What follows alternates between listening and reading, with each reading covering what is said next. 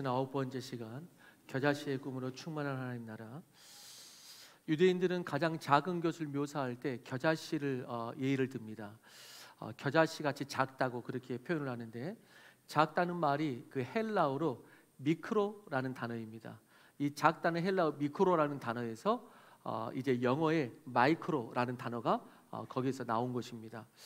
여러분, 세상에서는 작다 혹은 낮다, 좁다 이런 표현이 그렇게 좋은 표현이 아니고, 그것을 사람에게 쓸 때는 무시하는 표현이 될 수도 있습니다. 작다, 낮다 그렇게 좋아하는 단어들이 아닙니다. 그래서 사람들은 그것보다는 크다, 높다, 넓은 길 가고 싶다, 이런 걸 좋아합니다. 그런데 하나님 나라에 아름다운 역설이 있습니다. 하나님의 나라는 작다, 낮다 이런 단어의 영광이 있다는 것입니다. 작다, 낮다, 좁다 이런 단어에 하나님의 나라가 있고, 오히려 더 값진 단어라는 것입니다. 낮고 겸손한 곳에 하나님의 영광이 임한다는 것이고, 크고 높은 것이 힘인 줄 알았고 그걸 추구했는데, 작고 낮은 곳에 능력이 있고 거기에 오히려 세상을 변화시키는 그 힘이 있더라라고 하는 것입니다. 그러면서 이 말씀을, 이것을 생각하면서 오히려 마음이 뭐라 그럴까요? 오히려 평안해집니다. 높고 올라가야, 커야지만이 뭔가를 정취할 수 있고 내가 평안할 수 있고 자유할 수 있고, 이러면은 그게 힘이 드는데, 또 하나같이 세상은 그러고 있는데 작고 낮은 것에 오히려 하나님의 영광이 임하고 평안이 임한다고 하니까, 오히려 작고 낮다로 또 그렇게 우리에게 낮아지라고 말하는 것이 부담이 아니고 오히려 마음이 편해져요. 작고 낮아짐에도 불구하고 거기에 영광이 있다면 그게 내 마음에 오히려 평안을 준다는 것입니다. 오히려 자유하는 것이죠.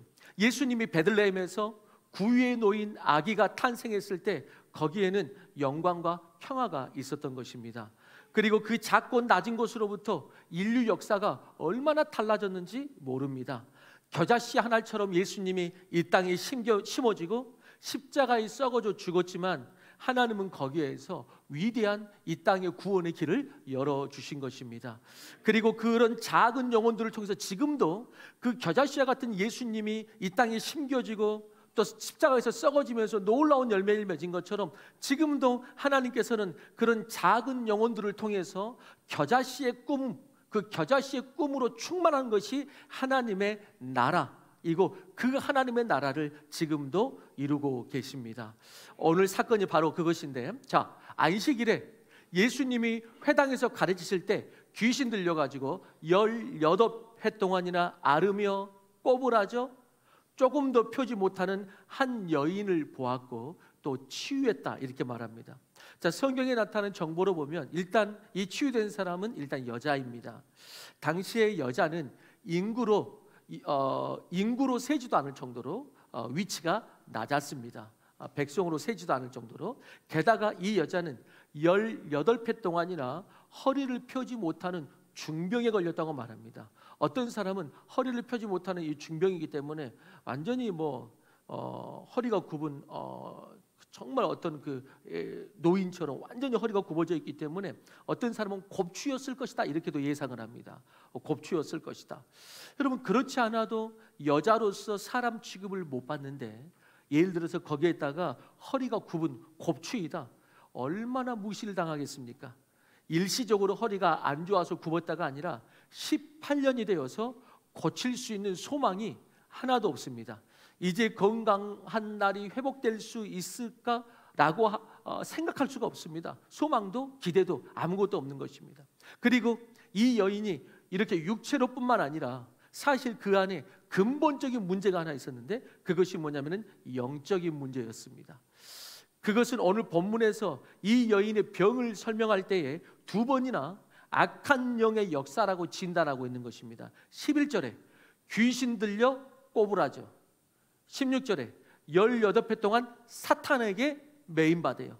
그래서 이 여인의 영적 상태도 상당히 안 좋다, 귀신에게 사탄에게 매인받았다, 이렇게 말합니다.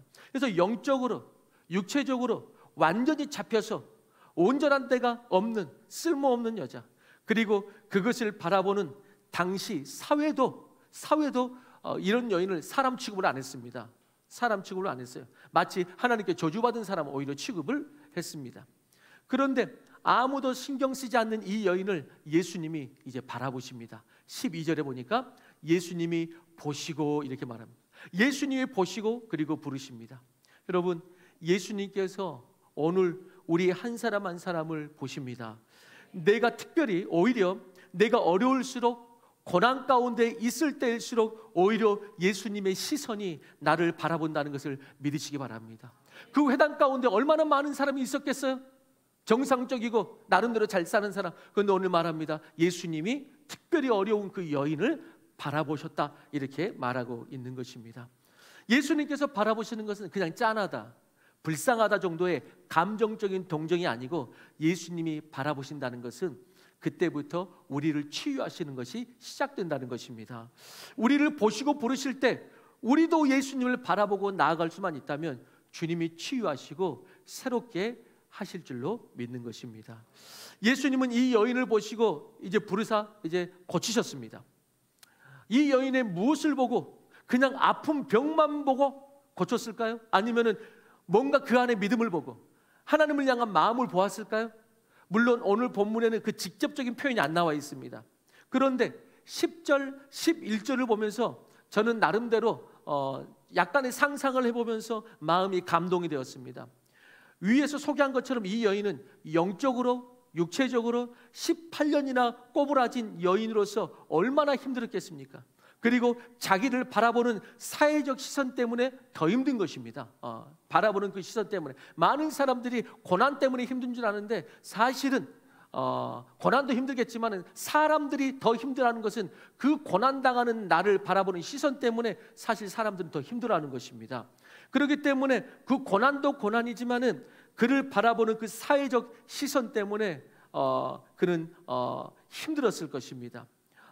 자기를 바라보는 사회적 시선. 그래서 밖에 나가기도 싫고, 나간다고 해서 누구 하나 자기를 호의적으로 대하지도 않습니다. 하나님과 사람을 원망하고 스스로는 낭망합니다. 그런데 오늘 본문 10절에서 예수님이 어디에서 또 무엇을 하실 때 이 일이 발생합니까? 회당에서 가르치실 때, 이렇게 말합니다. 회당에서 가르치실 때 11절에 바로 거기에 그 여자가 있었다, 이렇게 말합니다. 바로 거기에 그 여자가 있었다. 이 여인이 구걸하러 나온 게 아닙니다. 성경에 보면은 안진뱅이가 구걸하러 나왔다든지 이런 표현들이 있습니다. 그런데 오늘 본문에는 그 여인이 그렇게 나왔다고는 말하지 않습니다.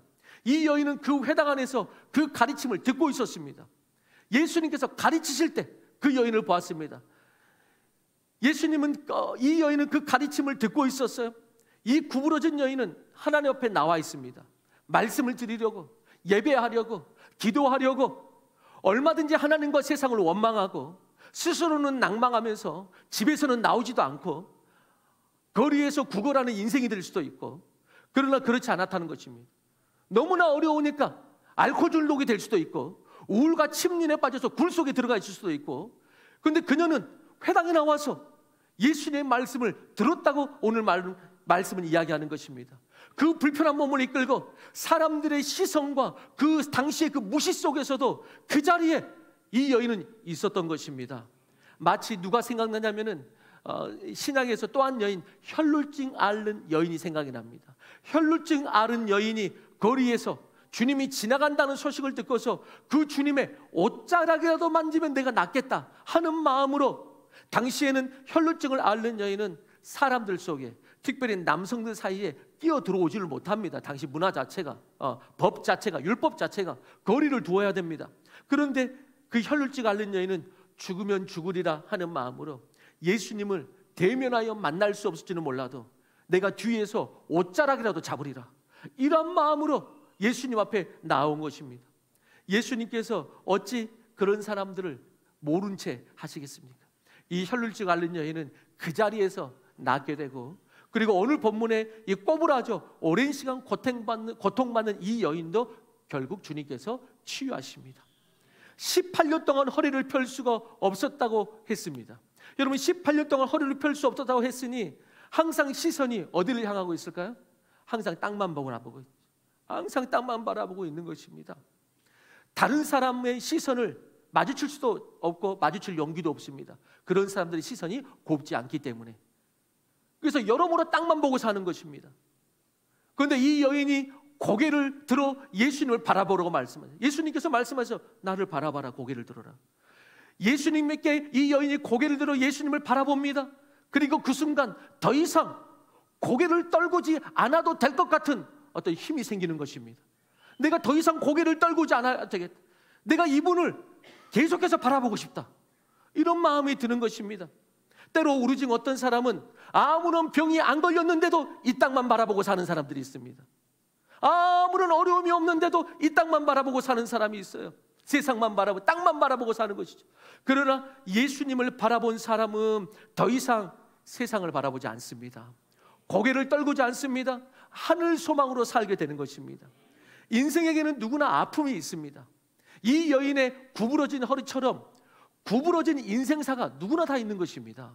구부러진 인생사가. 그러나 그 아픔을 통해서 주님은, 하나님께서는 당신을 바라보기를 원하십니다. 그게 우리에게 아픔이 있는 이유예요. 허리를 펴고 어깨를 쫙 펴고 하늘의 소망을 바라보시기를 주의 이름으로 축원합니다.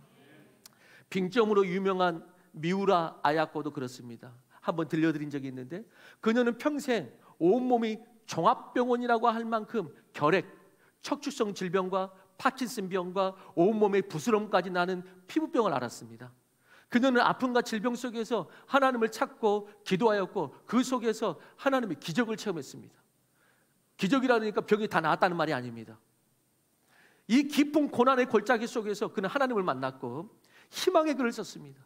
그녀가 빙점에서 소개한 자신의 예송시, 아프지 않았다라면 이라는 이 시는 언제 읽어도 가슴이 젖어오는데, 제가 한번 소개시켜 드린 적이 있는데, 아프지 않았더라면, 아프지 않으면 드리지 못할 기도가 있다.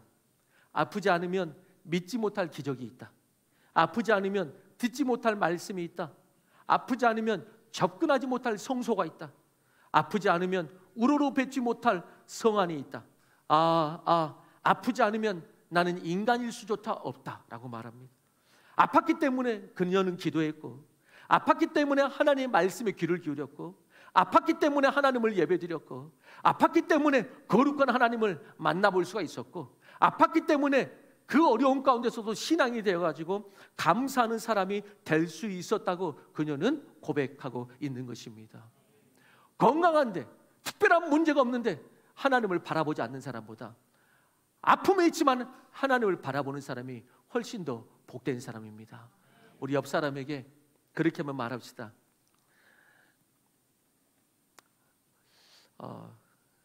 조금 그런 표현이 될 수 있지만, 아프고 주님 볼래, 지금 주님 볼래.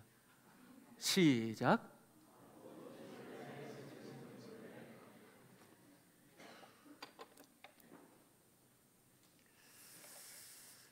물론 고난을 좋아하는 사람은 아무도 없습니다. 저도 싫어하고. 그러나 모든 인생에 고난이 없을 수는 없습니다. 한 인생도. 그렇다면 그 고난을 거룩한 재료로 사용하셔서 새롭게 하시는 주님께 나아가기를 원하는 것입니다. 그래서 고난이 고난으로 끝나지 않고 시편 기자의 고백처럼, 시편 119편 71절입니다. 같이 읽어봅니다. 시작.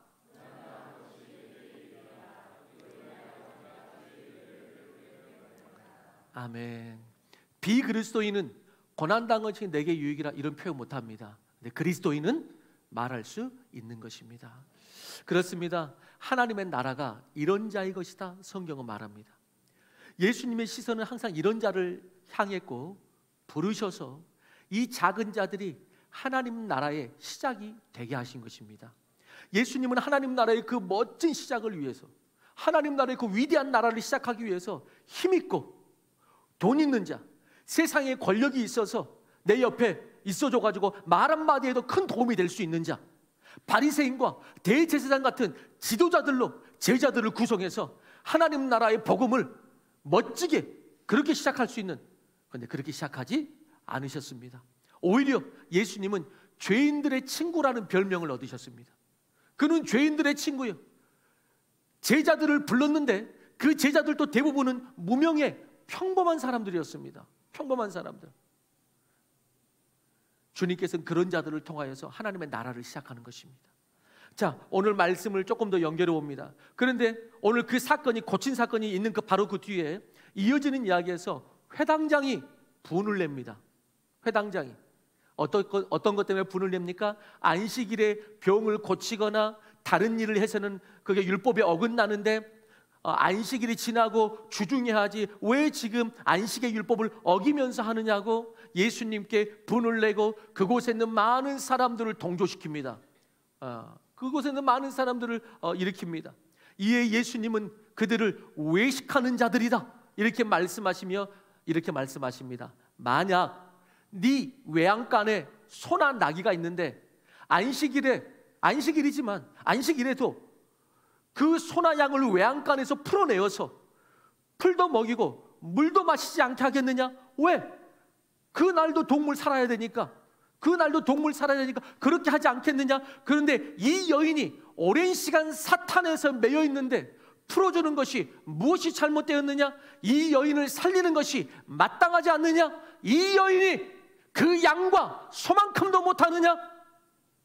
자기 집에 있는 소는 살리려고 외양간에서 풀어먹이는 자들, 이 여인이 그 소와 양만치도 못하느냐? 그런 상상을 해봅니다. 만약 안식일에 병 고치는 것이 합당하지 않다고 한 회당장의 자녀들이 아픈데 자기가 소중하게 생각하는 것, 자녀들이 아픈데 고쳐주었으면 뭐라고 했을까? 높은 지위에 있는 사람을 고쳐줬으면 이 사람들이 뭐라고 했을까?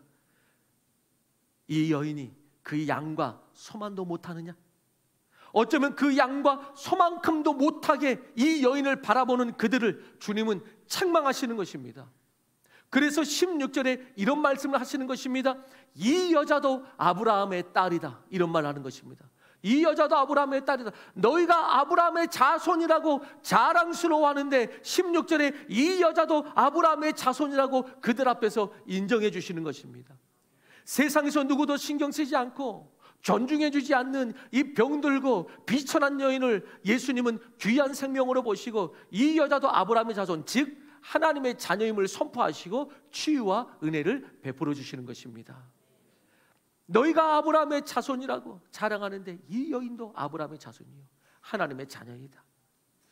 한국에 사랑의 원자탄이라고 불리었던 손양원 목사님이 계셨다면 일본에는 사랑의 성자라고 불렸던 가가와 도요히코 목사님이 계십니다.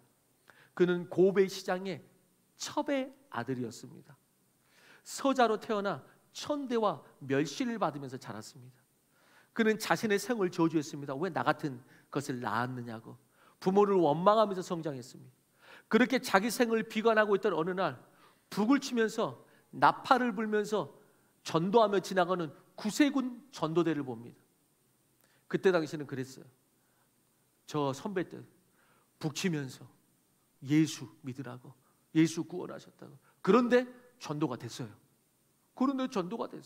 그만큼 열망이 있었고 그 안에 성령이 부어졌기 때문에 전도가 됐어요. 근데 때로는 그래요. 지금은 신묘망측한 전도 방법을 연구하는데 전도가 잘 안 돼. 엄청난 전도 방법을 연구하는데 전도가 잘 안 돼. 우리에게 필요한 것은 전도의 방법이 아니고 전도의 마음과 열정입니다. 열정, 그게 필요합니다. 구세군 전도들을 만났어요. 그리고 그들이 외침이 가슴에 와닿았어요. 하나님은 모든 사람을 사랑하십니다. 이 기생의 아들이었던 가가와 도요히코가 아직 그때는 예수 믿기 전에 전도대에게 묻습니다. 기생의 아들도 사랑하나요? 전도대가 말합니다. 아무렴요, 하나님은 어떠한 죄인이라도 사랑하십니다.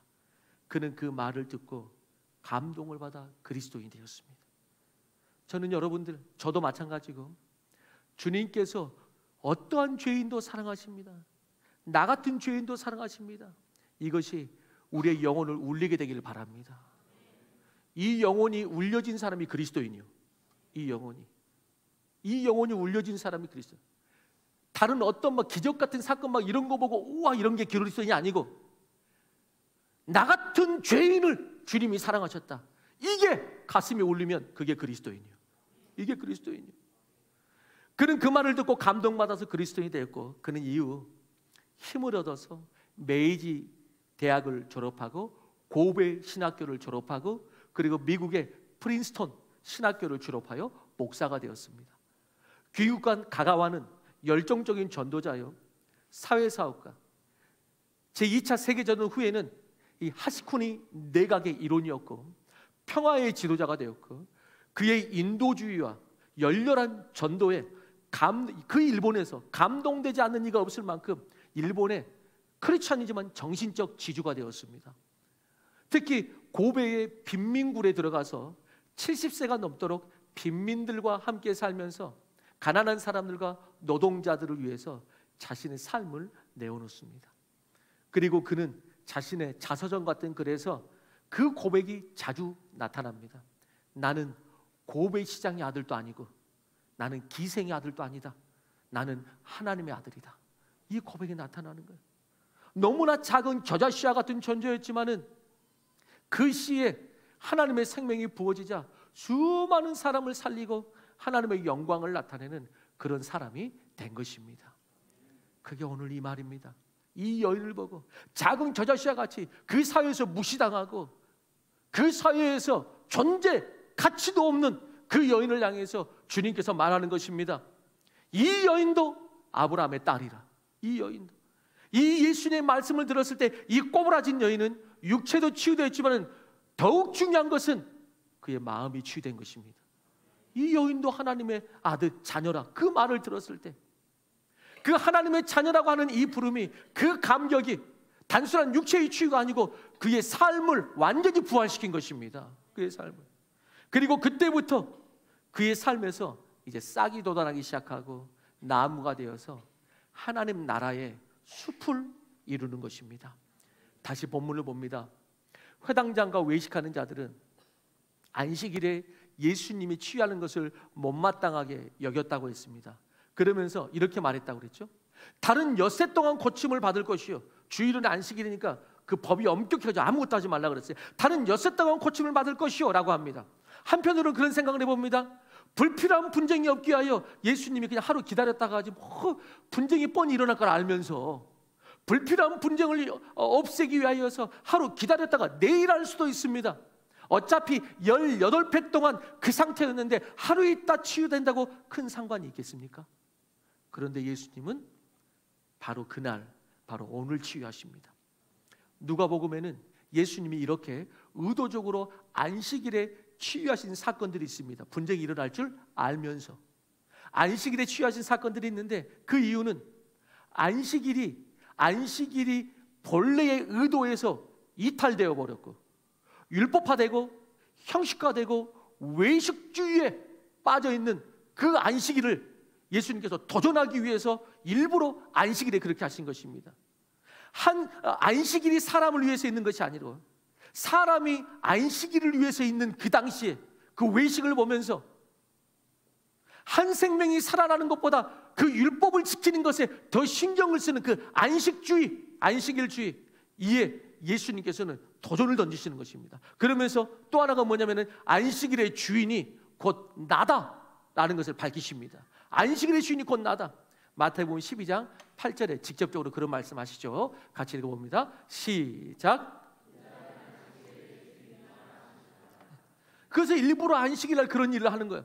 안식일의 주인이 나다. 그런데 나는 안식일이라는 형식과 율법이 아니라 한 생명을 구원하는 것이 안식일의 주인인 내 뜻이다. 그것이 내 뜻이다. 이것이 안식일의 진정한 의미고 주인의 뜻이다. 안식일의 주인의 뜻이다 라고 가르치시는 것입니다. 사랑하는 성도 여러분, 주님의 은혜는 항상 오늘입니다. 우리가 예수 믿을 때, 예수님을 따라갈 때, 어느 날에 한정 지을 때 그때부터 그 신앙이 율법적이 되는 것입니다. 어느 날에 한정 지을 때. 그런 의미에서 지금 우리는 어떤 의미에서 반대편의 율법에 빠질 수도 있습니다.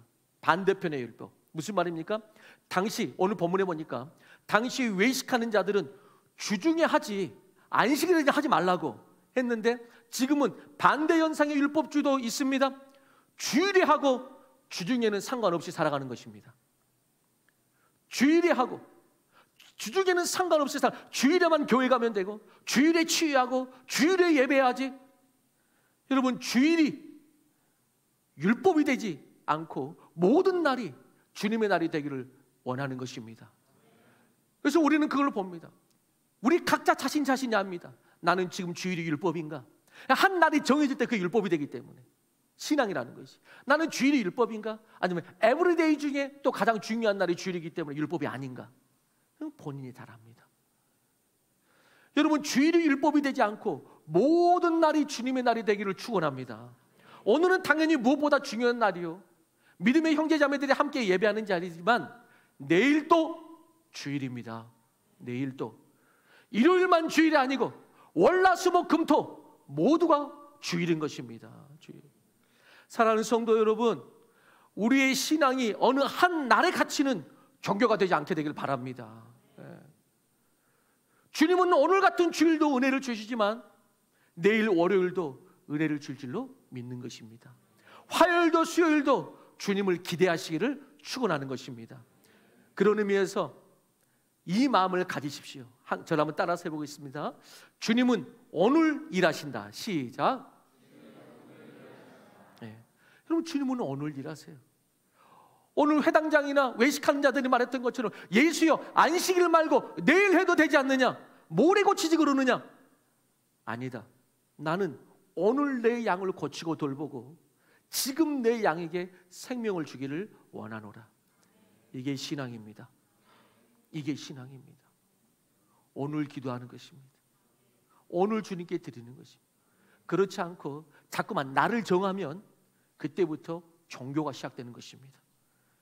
신앙은 나를 정하는 게 아닙니다. 매일 매 순간 하는 것입니다. 이것이 바로 하나님 나라의 일입니다. 하나님 나라의 일. 예수님은 이제 마지막 결론을 맺으면서 그러므로라고 결론으로 이어집니다. 그러므로 하나님의 나라는 이런 것이다. 지금 너희들이 만드는 나라, 너희들이 만드는 종교는 이런 모습인데 하나님의 나라는 그렇지 않다.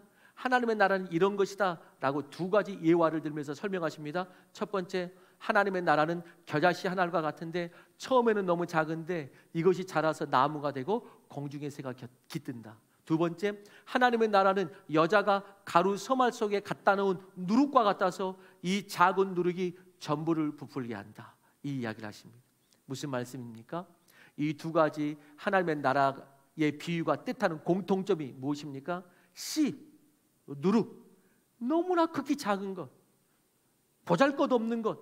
그런데 이것들을 통해서 부풀기 시작하고 열매가 맺기 시작하고 크게 된다는 것입니다. 영향력을 끼친다는 것입니다. 이 여인처럼 보잘것없고 작은 한 사람으로부터 하나님의 나라가 시작된다, 그 말을 하는 것입니다.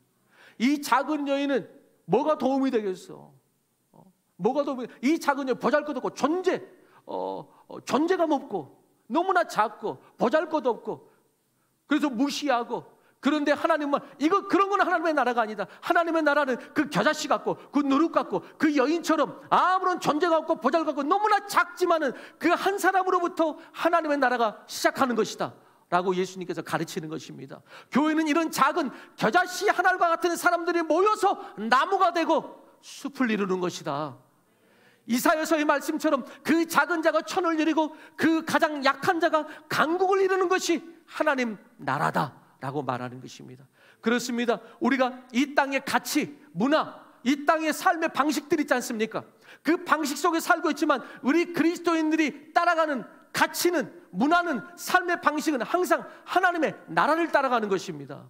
예수님은 항상 신약 복음서에 말하면 항상 그렇게 결론을 내셨습니다. 세상이 그럴지라도 지금 이 땅에 이 하나님 신앙이 완전히 종교화되어 버렸지만은, 관습이 되어 버렸지만은, 그런 모습들을 보면서 예수님께서 항상 되풀이하는 편이 뭐예요?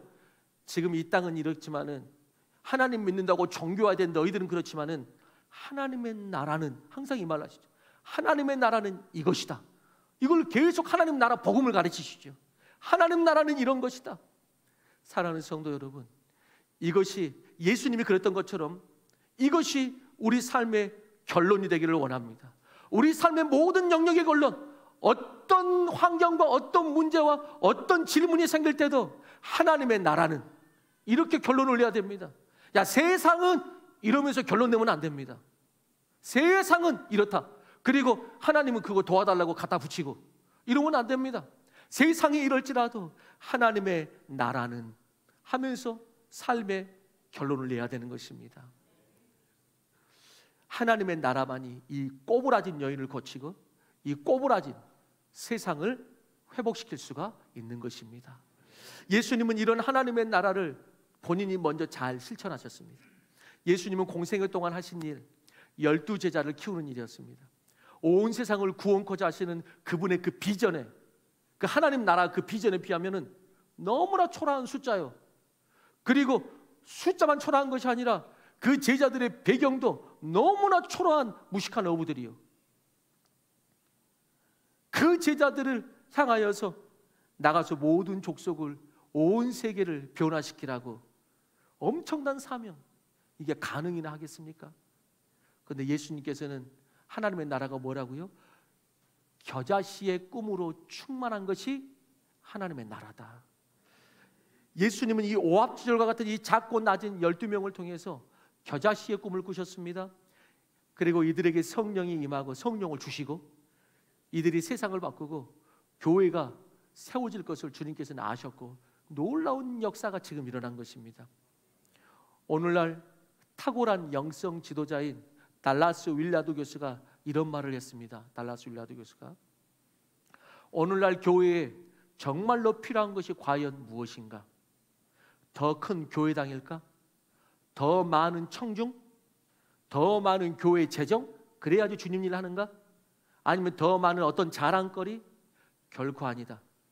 성경을 보든지 기독교의 역사를 돌아봐도 자기 시대를 바꾸고 변화시킨 진짜 능력 있는 교회를 면밀히 검토해 보면 언제 그 교회가, 하나님의 주님의 교회가 그 능력을 최대로 발휘할 수 있었는가 하면 오히려 큰 교회당이 없을 때, 많은 성도가 모이지 않을 때, 교회가 세상적으로 크게 자랑할 것이 없고 또한 재정이 약할 때, 오히려 그때 하나님의 나라가 강력하게 나타났다. 그것이 성경의 증거예요. 지나온 역사 속에 모든 하나님 나라가 세워지고 일어날 때마다 이 증거다 라고 이야기합니다. 달라스 윌라드 교수는 다시 이렇게 묻습니다. 그렇다면 오늘날 교회에 진짜 필요한 것이 무엇인가? 진짜 필요한 것이 무엇인가? 그것은 큰 교회당도 아니요, 구름대처럼 몰려드는 청중도 아니다. 이번 주에도 몇 가지 뉴스를 보면서 가슴이 너무나 아프잖아요. 뭐 아시는 분도 있고 모르시는 분도 있고, 한두 가지 사건이 아니고 기독교 내에 그 크게 사역한다는 그 사람, 그 큰 교회, 물론 크다가 다 나쁘다 이렇게 할 수는 없지만 결국 크다고 능력이 있는 것은 아니다라는 것입니다. 구름대처럼 몰려주는 청중도 아니요, 큰 교회당도 아니요, 예수님께 순종하는 삶을 통해서 세상을 변화시킬 도덕성과 능력을 가진 누룩과 같은 제자들이 이 땅에 필요하다라고 결론을 내리는 것입니다. 그 누룩과 같은 제자들이. 그렇다면 그 오늘날 그 누룩, 겨자씨가 누구입니까? 예수님을 필두로 해서, 겨자씨 대신 예수님을 필두로 해서 누가 그 겨자씨와 누룩입니까? 예수님의 제자로 부름받은 우리 모두가 그 누룩인 것입니다. 누룩은 약하고 가난하고 작은 자들을 지칭하는 말입니다. 저게 뭐 할까 싶을 정도로 볼품없고 작은 양입니다. 그럼에도 가루 서마를 모두 부풀게 하는 신비한 능력을 가졌습니다. 왜? 그 안에 그리스도의 생명이 있기 때문에 그렇습니다. 그리스도의 생명이 있기 때문에. 그러므로 결론적으로 자신이 약하다고 생각이 되십니까? 큰 재능도 없고 세상적인 힘도 부족하십니까? 그걸로 치냐면 제가 그 으뜸이요, 약하고 세상적인 그 어떤 힘도 있고 없고 재정도 아무것도 없습니다. 만약에 내가 그런 자라면, 아니 우리 모두가 그런 자죠. 그렇다면 당신은 하나님의 나라를 나타낼 준비가 되신 것입니다. 하나님의 나라는 겨자씨의 꿈을 꾸기 때문에 그렇습니다. 겨자씨의 꿈으로 충만한 것, 그게 하나님의 나라이기 때문에 그렇습니다. 그렇다면 우리는 옆 사람에게 서로 이러한 격려의 인사로 설교를 마무리할 수가 있겠습니다. 이 시간 옆 사람에게 그렇게 한번 말합시다. 당신으로부터 하나님의 나라가 시작됩니다. 이렇게 한번 인사하십시다. 시작. 다 같이 일어나서 우리 마지막 찬양하며 나아가십시다. 우리 시선 우리 찬양하며 우리 나아가십시다.